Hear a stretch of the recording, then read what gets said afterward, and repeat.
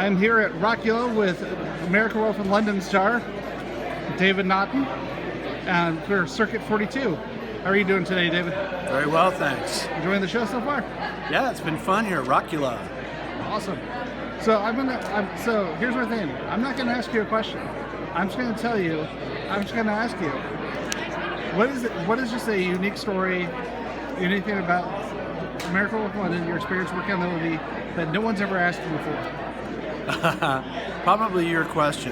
You know, that question right there, a question that something that no one's ever asked before. It's really hard, and I'll tell you why. Because, you know, if people remember, this movie came out in 1981, and there have been, lots of different things that I've done as far as panels and personal appearances, conventions of all kinds that I've been to, and so pretty much, the interviews have been covered. The gamut has run from how long did it take to do the makeup, which is probably the most frequent question, to, I can't think of one thing that no one's ever asked because it's been covered. So here's a question for you then. In that case, now one of the things about working on a movie for that amount of time, especially with as close as with, while there were a lot of supporting actors, there was the main cast was fairly small. As far as like friendships, what would you say is the most memorable friendship that you had, the memorable friendship or experience you had from that movie? No, well, you're right. It was a small nucleus of castmates. Griffin Dunn and I were supposed to be best friends on the show, and what was, really fun was the fact that we got along very well on the set and off the set as well, I would say. And, everybody was, because we were really enjoying it. Ginny Agater was professional. She was fun to be around.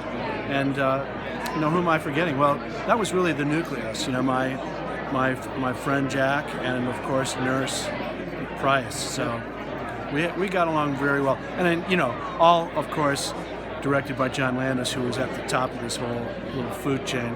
Exactly. So one thing I do want to ask you about, I know that I think the stories on this have been mixed because a lot of people don't realize, oddly enough, despite the last name, a lot of people don't realize that Max Landis is the son of John Landis. I know he has discussed the idea of doing a remake of the movie. What do you personally think of it? And if asked, would you be involved?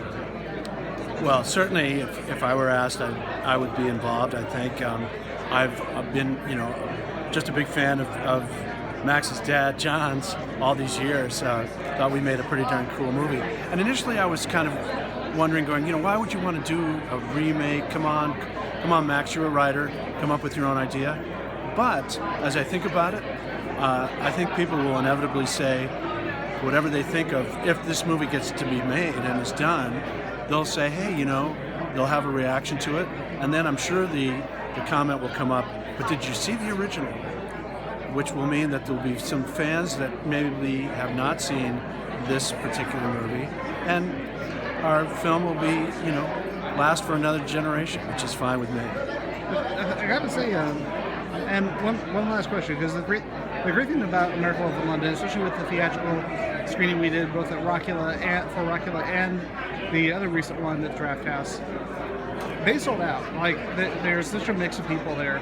What elements do you think make it just that timeless that so many generations just love this movie? Of the film? Well, it's a good story. That's really the bottom line. It's a good basic story, really, in the sense of a tragic flaw that the lead character has. He happens to be turning into a werewolf, but there are all kinds of tragic flaws. So it sort of follows that formula.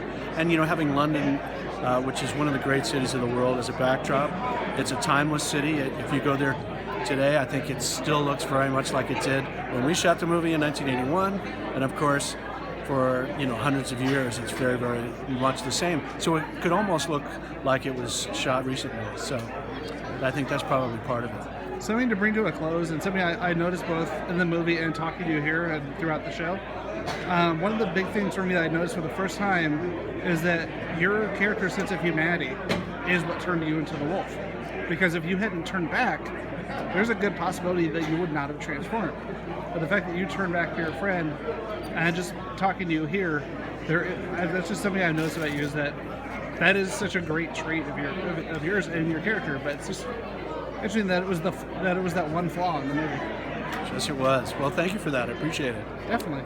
Thank you for coming on. Thank you for coming to the show, and thank you for doing this interview. I always have fun in Texas. Thank you.